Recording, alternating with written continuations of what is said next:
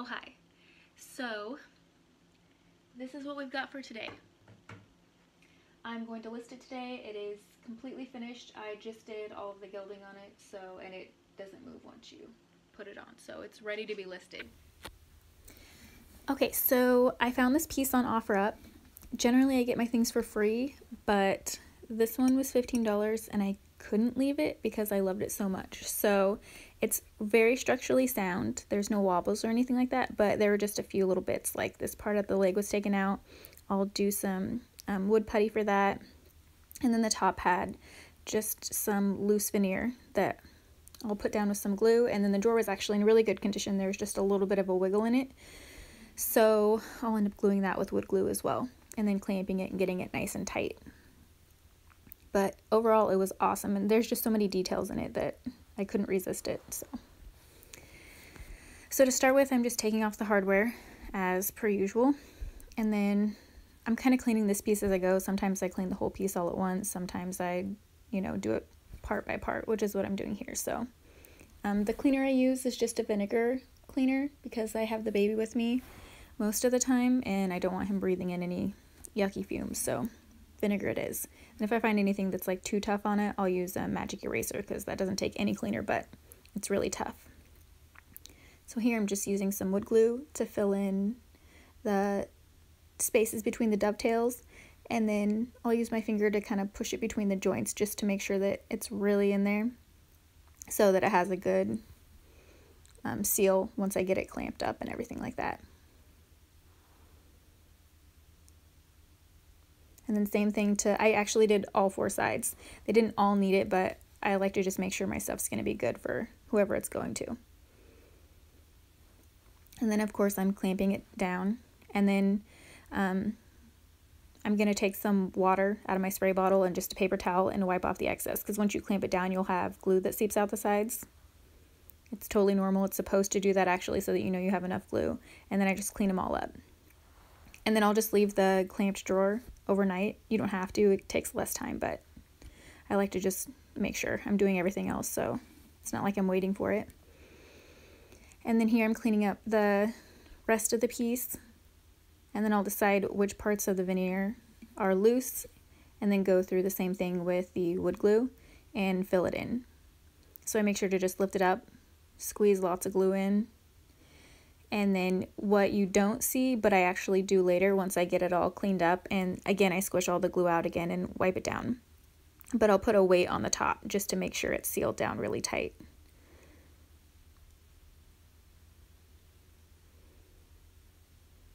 And that's, yeah, just my spray bottle of water.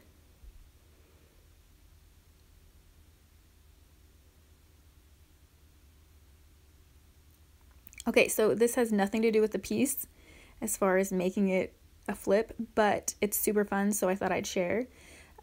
This is just making a mold of the applique on the front of this. I loved it so much, and I have a couple plain pieces coming up that I wanted this mold to put on them, and it's so lovely. Like, why spend money on molds if you don't have to, if you have original ones from different furniture you're getting? So I'm just taking the mold. It's super easy. You mix two parts together and then make sure you just have enough to stick on there, and you let it sit for 20 minutes and you pull off and you have like a perfect mold. It's super awesome.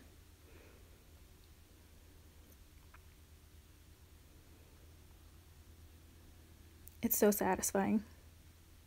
Yes.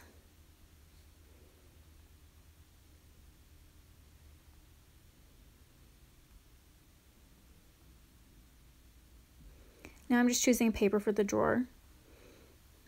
That's just scrapbook paper, but I like having something nice inside, and this one had the charcoal background, so it's going to match the piece well. And then I just put it in with spray adhesive. Since I'm leaving the drawer front wood, I'm sanding it down. It doesn't take very much. This is just 220, and I will do a bit of a dark stain on it and then seal it with poly. The drawer front of this is amazing. That's why I wanted to keep it. I also wanted to keep the top too, but once I sanded it and stained it, it just wasn't that exciting. So I went with paint because you can't really compare to that drawer front. The drawer front's amazing. So yeah, this was just a wasted step, but it happens. And then that's just sealing it with the poly.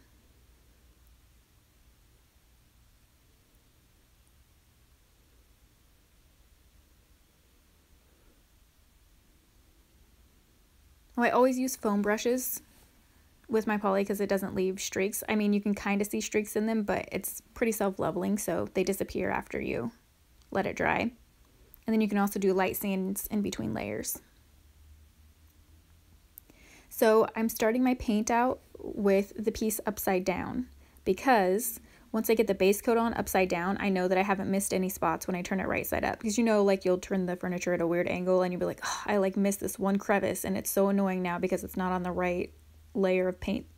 So this way I make sure I get, you know, all the underneath parts. Like I've painted the bottom of the shelf. I know that all the undersides are painted and good. And then once I do the second coat, I don't have to flip it upside down again. It's good to go. And I know that everything's covered. So it's just getting done in a nice deep charcoal paint. And this is the second coat. I thought I would be fine with bleeding. I knew it was going to bleed because it's an older piece, but I thought since I was using such a dark color that it wouldn't matter. Turns out it did. So I ended up doing 4 coats of paint, which is kind of annoying. So this is the second coat. I shellacked it then because I realized that the bleeding wasn't going to stop. So I shellacked it all. Shellac makes things shiny, so I had to do 2 more coats of the charcoal paint just to kind of get rid of the shine, and of course it has to cover up all the bleed through that I had. And I didn't have a ton of bleed through, but I had more than I wanted, so that's what happened. And now I'm just sealing the piece with poly. I do extra layers on top for, you know, the durability of it, especially since I had a painted top. Normally I like keeping the tops wood because they can withstand a lot more than paint can, but, you know, that's what poly's for.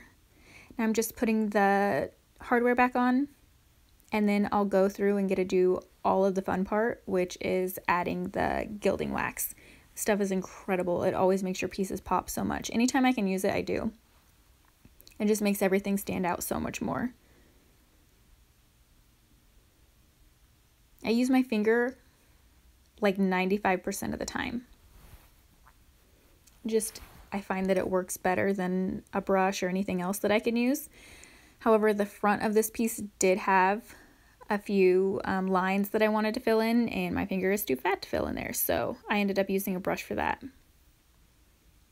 But you can just see how fast it makes the details pop. Oh my gosh, it's so gorgeous. I love it.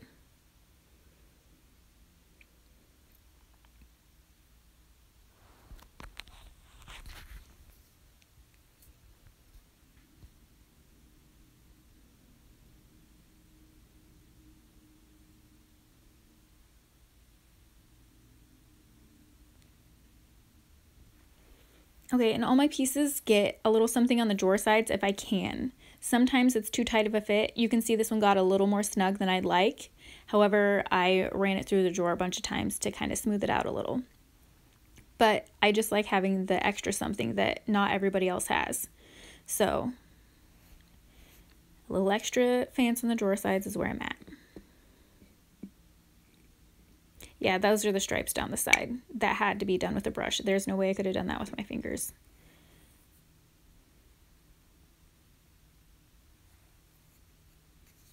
And that was probably the part that took the longest, was making sure it stayed in there. Because once this wax is on, it's like on there. You don't have to reseal it. So, anyways, yeah, this is this piece. I will probably list it for about 60. My big blue one that I just did, I listed for 50. I could have got more, and I ended up getting 50 for it, which is totally fine. I mean, you know, I get the stuff for free. But, yeah, so this one I left gorgeous wood on the front and just sealed it. I did do a darker stain on it just because it was darker wood, and I thought the darker stain would be nice. But it turned out lovely. I think it's gorgeous. Yeah, very impressed with it. I love it. Anyways, I hope you enjoyed. I hope you are liking these free flips. They're super fun for me to do. This one actually, this one wasn't free actually. This one I paid $15 for, but it's because I had to have it. Like, had to have it. I loved it so much. But $15 in the grand scheme of things is nothing for this, because I can get, you know, like I said, I'll get probably 60 for it. But yeah, so I hope you guys enjoyed. If you did, please give it a thumbs up, consider subscribing, and I will see you next time.